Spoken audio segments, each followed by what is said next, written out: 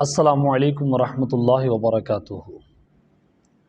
آپ جہاں بھی ہیں اللہ تعالیٰ آپ کو ہمیشہ کامیابیاں نصیب فرمائے۔ آج ہم جس موضوع پر بات کرنے جا رہے ہیں وہ حالات حاضرہ کے مطابق بڑا اہم موضوع ہے۔ ہم دیکھتے ہیں کہ پاکستان میں ماحول مشکل سے مشکل ترین ہوتا جا رہا ہے، مہنگائی عروج پر اور غربت تیزی سے بڑھتی جا رہی ہے، خودکشیاں مزید بڑھتی جا رہی ہیں، جو بے سہارا تھے ان کی تعداد لاکھوں میں پہنچ رہی ہے۔ کیا یہ قوم پر اللہ کا عذاب ہے یا آزمائش ہے؟ آئیں دیکھیں، آزمائش اس قوم پر آتی ہے جو قوم اللہ کی فرما بردار ہو، اس قوم کو اللہ تعالیٰ آزماتا ہے۔ اللہ تعالیٰ آزماتا ہے اپنے پیارے بندوں کو، جیسے اللہ نبیوں کو، پیغمبروں کو، رسولوں کو، اولیاء کو اللہ آزمائشوں میں مبتلا کرتا ہے۔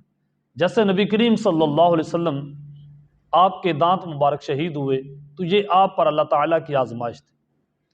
313 لوگ آپ کے ساتھ تھے جنگ بدر میں، یہ اللہ تعالیٰ کی طرف سے آپ پر آزمائش تھی، ورنہ اللہ تعالیٰ چاہے تو لاکھوں کی تعداد بھی ہو سکتی تھی۔ یہ آزمائشیں ہیں۔ ایوب علیہ السلام 40 سال کا عرصہ بیمار رہے، یہ اللہ کی طرف سے آزمائش ہوتی ہے۔ ابراہیم علیہ السلام کو اللہ تعالیٰ نے ایسا ثابت قدم رہنے کا حکم فرمایا کہ نمرود نے جلتی ہوئی آگ میں ڈال دیا، یہ آزمائش تھی۔ ابراہیم علیہ السلام سے اللہ تعالیٰ نے اسماعیل علیہ السلام کی قربانی مانگی اور وہ قربانی دینے کے لیے تیار کیا، بلکہ انہوں نے اپنے بیٹے کی گردن پر چھری رکھ دی اور چھری چلا دی۔ یہ اللہ تعالیٰ کی طرف سے آزمائش تھی۔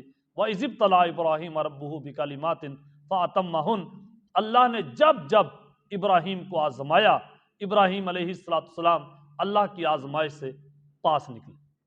اللہ آزماتا ہے اپنے پیارے بندوں کو۔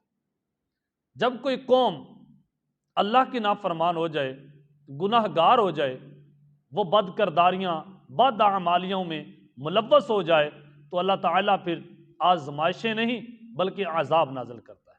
ما یفعل اللہ بعذابکم ان شکرتم وآمنتم وکان اللہ شاکرا علیما، بھلا اللہ کیوں کر تم پر عذاب نازل کرے گا اگر تم اس کے شکر گزار بندے بن کے رہو اور ایمان لے کے آؤ اللہ پر۔ بے شک اللہ تعالیٰ قدر دان، قدر شناس اور علم والا ہے۔ یہ اللہ تعالیٰ نے سورۃ النساء کی آیت نمبر 147 میں ارشاد فرمایا کہ اللہ تعالیٰ تم پر کیوں عذاب نازل کرے گا؟ کیا اللہ کی تم سے کوئی دشمنی ہے؟ نہ، اللہ نے تو تمہیں پیدا کیا ہے، اللہ نے تمہیں اتنا رزق دیا ہے۔ اب ہمارے ملک پاکستان کی بات کریں تو یہاں اللہ نے کون سی نعمت نہیں دی؟ کس نعمت کی اللہ نے کمی چھوڑی ہے یہاں پر؟ کیا یہاں سونا نہیں؟ کیا یہاں ٹھنڈی ہوائیں نہیں؟ کیا یہاں سورج حرارت نہیں دیتا؟ کیا یہاں رات کو چاند نہیں چمکتا؟ کیا یہاں ماؤں کو اللہ نے اولادیں نہیں دی؟ کیا آپ کے پاس گاڑیاں، بنگلے، بینک بیلنس کیا نہیں تھا؟ اللہ نے کون سی نعمت نہیں دی تھی؟ ہر نعمت سے نوازا تھا، مگر کیا ہوا؟ ہم ناشکرے ہوئے، ہم اللہ کے نافرمان ہوئے۔ بطور قوم جب ایک انسان گناہ کرتا ہے تو اللہ تعالیٰ پوری قوم پر عذاب نازل نہیں کرتا۔ جب پوری قوم گناہ گار ہو جائے تو اللہ تعالیٰ نے قرآن پاک میں ایک جگہ یہ بھی ارشاد فرمایا کہ جب ہم کسی قوم کو پکڑتے ہیں تو پھر جب دیکھتے ہیں کہ پوری قوم گناہ گار ہوتی ہے تو اس کے بڑے گناہ گاروں کو ہم اس قوم کا سردار بنا دیتے ہیں کہ یہ خود بھی مزہ چکھیں اور نیچے والے لوگ بھی ان کا مزہ چکھیں۔ اب اگر اوپر والے لٹیرے ہیں، کرپشن خور ہیں، تو یاد رکھنا ہم خود بھی بہت بڑے گناہ گار ہیں، ہم خود لٹیرے ہیں۔ اس لیے تو اللہ تعالیٰ نے ہمارے اوپر ہمارے سردار بھی لٹیرے ہی کھڑے کر دیے، لیکن اللہ تعالیٰ نے ساتھ یہ بھی ارشاد فرما دیا کہ وہ جو ظلم کریں گے، مکر کریں گے، دھوکہ دیں گے، حقیقت میں وہ خود اپنے آپ کو ہی دھوکہ دے رہے ہوں گے، وہ کسی اور کو نہیں۔ آخر اللہ نے پکڑنا تو ہے نا۔ جب اللہ کسی قوم کو پکڑتا ہے تو پھر اللہ تعالیٰ یہ نہیں دیکھتا کہ اس نے کس پیغمبر کا کلمہ پڑھا ہے، اللہ جب کسی کی بد کرداریوں کی اس کو سزا دیتا ہے پھر اللہ تعالیٰ اسے معاف نہیں کرتا۔ دیکھیں پاکستان میں ایمانداری کی سطح، ایک رپورٹ کے مطابق ایمانداری میں پاکستان 146ویں نمبر پر آیا ہے، اور ایمانداری میں اس سے اگلی جو حیران کن بات ہے وہ یہ ہے کہ پاکستان اسلامی ریاست ہے، اسلامی ملک ہے، مسلمانوں کا ملک ہے، جہاں ایمانداری 146ویں نمبر پر پوری دنیا میں۔ رونے والی بات ہے، نبی کریم صلی اللہ علیہ وسلم نے ارشاد فرمایا لا ایمان لمن لا امانۃ لہ، جو امانت دار نہیں اس کا کوئی ایمان نہیں۔ اب بتائیں کون سے لوگ اماندار ہیں؟ اماندار، ایماندار لفظ کو سمجھیے، یعنی جو امانت دار ہے وہ ایماندار ہے، جو امانت دار نہیں وہ ایماندار نہیں۔ تو اب اگر ڈنمارک پہلے نمبر پہ آئے، نیوزی لینڈ پہلے نمبر پہ آئے، اور اگر جاپان پہلے نمبر پہ آئے، وہ تو مسلمان نہیں ہیں۔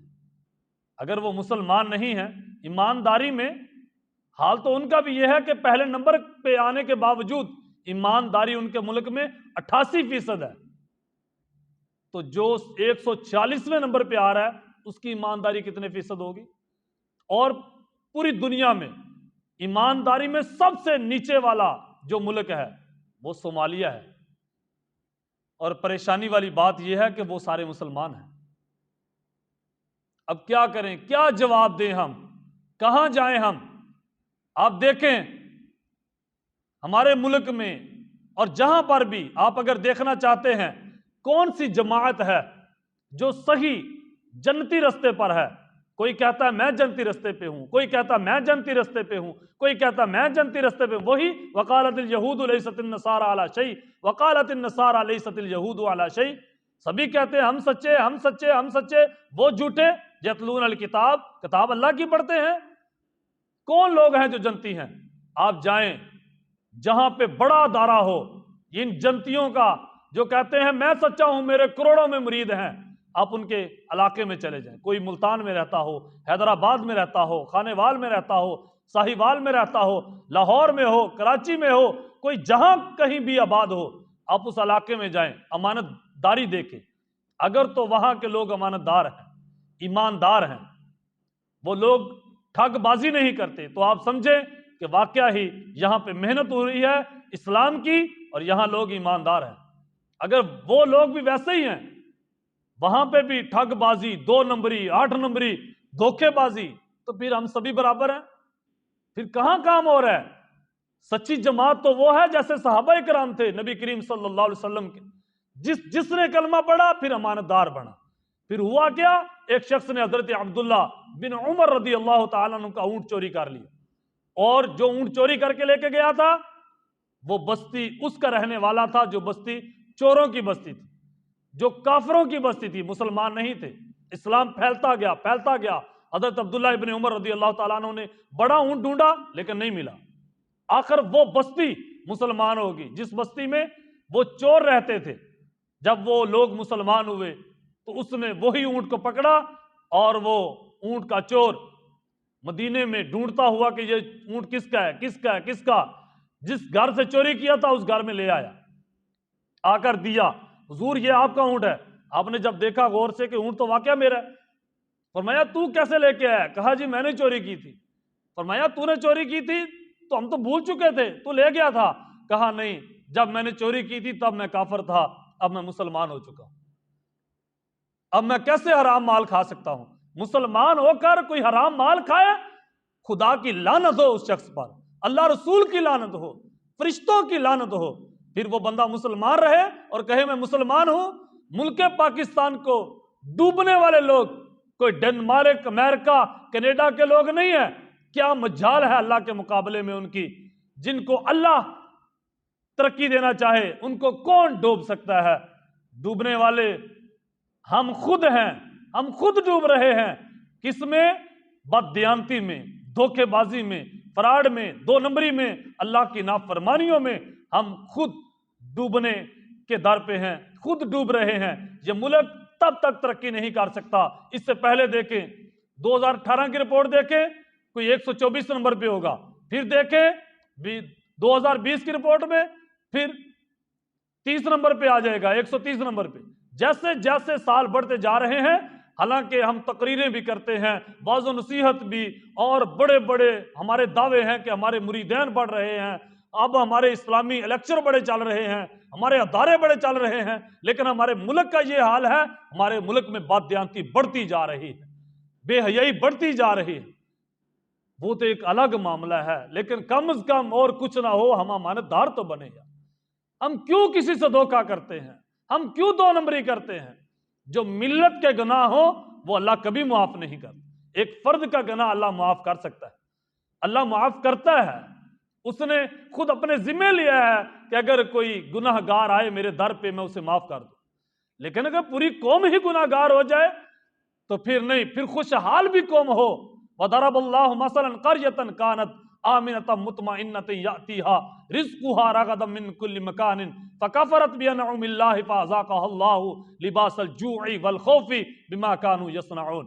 اللہ تعالیٰ نے فرمایا ان کو اس بستی کی مثال دو جن کو ہم نے رزق دیا تھا اور خوشحال بنایا تھا، اور وہ مطمئن تھے، ہر طرف سے روزی چلی آ رہی تھی۔ آخر انہوں نے اللہ کی نافرمانیاں شروع کی تو پھر ہوا کیا؟ پھر اللہ نے ان پر عذاب انڈیلا، اس شکل میں بھوک، افلاس، بچوں کے رونے کی آوازیں، لوگوں کی خودکشیاں، پھر وہ خوف میں مبتلا ہوئے۔ اللہ ایسے ہی عذاب نازل کرتا ہے۔ اب ہمارا پاکستان میں پانی نیچے سے نیچے جاتا جا رہا ہے، نیچے سے نیچے ہوتا جا رہا ہے۔ کیا وجہ ہے؟ اللہ اپنی نعمتیں کسی سے کم نہیں کرتا، لیکن اس سے نعمتیں اللہ چھین بھی لیتا ہے جو اللہ کی نافرمانی کرتے ہیں، جو اللہ کے ناشکرے بندے بنتے ہیں۔ وَإِن شَكَرْتُمْ لَأَزِيدَنَّكُمْ، اگر تم اللہ کی شکر گزاری کرو تو اللہ نعمتیں اور زیادہ عطا فرما دے گا۔ ہم کیا وجہ ہے کہ ہم ڈوبتے ہی چلے جا رہے ہیں؟ صومالیہ ہے، جبوتی ہے، موریتانیہ ہے، اور وہ سنیگال تک کتنے ملک ہیں ہمارے مسلمانوں کے جو ہم ڈوبتے ہی چلے جا رہے ہیں۔ کیوں؟ اس کی وجہ کیا ہے؟ ہم کلمہ تو پڑھتے ہیں مگر ہم ایمان نہیں رکھتے۔ کلمہ پڑھتے ہیں جیسے عیسائی، یہودی، یہ لوگ کلمہ پڑھتے ہیں لیکن انہوں نے پیغمبروں کی مخالفتیں بھی کی ہیں اپنے عمل سے، ایسے ہم نے بھی کیا ہے۔ ہم بھی گناہ گار ہیں، ہم مجرم ہیں اور پورے باہر کے مجرم ہیں۔ کیوں؟ اس لیے ہماری مسجدیں ویران ہیں، ہماری مارکیٹوں میں 2 نمبر دھندے نہیں 8 نمبر کے دھندے چل رہے ہیں۔ ہم جو بات کرتے ہیں وہ جھوٹ پر مبنی ہوتی ہے۔ ہمارے قصے کہانیاں سن لیں تو ہم صرف یہی لوگوں کو باتیں بتا رہے ہوتے ہیں کہ ہمارا ملک اوپر آنے والا ہے، لیکن حقیقت یہ ہے جیسا ہمارا کردار ہے ہمارا ملک ڈوبتا ہی چلا جا رہا ہے۔ ہمارے اوپر سے لے کے نیچے تک ہم سب 2 نمبری کے رستے پہ چل رہے ہیں۔ آئیں ہم سب آج سے پکا تہیہ کرتے ہیں کہ اے اللہ ہم جو بھی کام کریں گے تیرے محبوب کی فرما برداری میں کریں گے۔ آج پکا تہیہ کریں۔ میں امید سے کہتا ہوں کہ انشاءاللہ جیسے ہم قوم اللہ کی بارگاہ میں جھک جائیں گے، امانت دار جس دن بن گئے، اس دن انشاءاللہ پوری دنیا کا پاکستان امام بن جائے گا۔